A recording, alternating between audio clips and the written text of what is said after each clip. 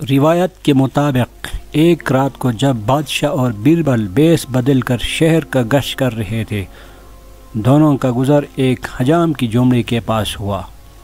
حجام جھونپڑی کے باہر چارپائی پر بیٹا حقہ پی رہا تھا۔ اکبر نے اس سے پوچھا، بھائی یہ بتاؤ کہ آج کل اکبر بادشاہ کے راج میں لوگوں کا کیا حال ہے؟ حجام نے فوراً جواب دیا، اجی کیا بات ہے؟ ہمارے اکبر بادشاہ کی اس کے راج میں ہر طرف امن چین اور خوشحالی ہے، لوگ عیش کر رہے ہیں، ہر دن عید ہے، ہر رات دیوالی ہے۔ اکبر اور بیربل حجام کی باتیں سن کر آگے بڑھ گئے۔ اکبر نے بیربل سے فخریہ لہجے میں کہا، بیربل دیکھا تم نے ہماری سلطنت میں رعایا کتنی خوش ہے؟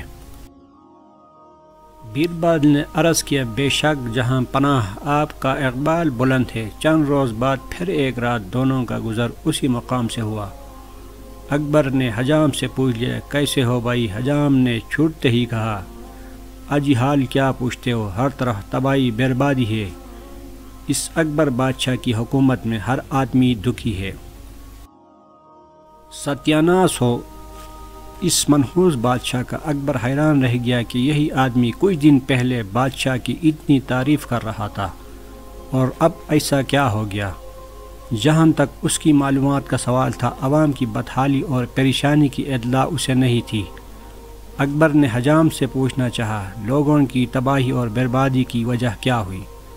حجام کوئی وجہ بتائے بغیر حکومت کو برا بلا کہتا رہا۔ اکبر اس کی بات سے پریشان ہو گیا۔ الگ جا کر بادشاہ بیربل سے پوچھا، آخر اس شخص نے یہ کون کہا؟ بیربل نے جیب سے ایک تھیلی نکالی اور بادشاہ سے کہا، اس میں 10 اشرفیاں ہیں۔ دراصل میں نے 2 دن پہلے اس کی جھونپڑی سے چوری کروا لی تھی۔ جب تک اس کی جھونپڑی میں مال تھا اسے بادشاہ حکومت سب کچھ اچھا لگ رہا تھا، اور اپنی طرح وہ سب کو خوش اور سکھی سمجھ رہا تھا۔ اب وہ اپنی دولت لٹ جانے سے غمگین ہے۔ ساری دنیا اسے تباہی اور بربادی میں مبتلا نظر آتی ہے۔ جہاں پناہ اس واقعے سے آپ کو یہ گوش گزار کرنا چاہ رہا تھا کہ ایک فرد اپنی خوشحالی کے تناظر میں دوسروں کو خوش دیکھتا ہے، لیکن بادشاہوں اور حکمرانوں کو رعایا کا دکھ درد سمجھنے کے لیے اپنی ذات سے باہر نکل کر دور تک دیکھنا اور صورتحال کو سمجھنا چاہیے۔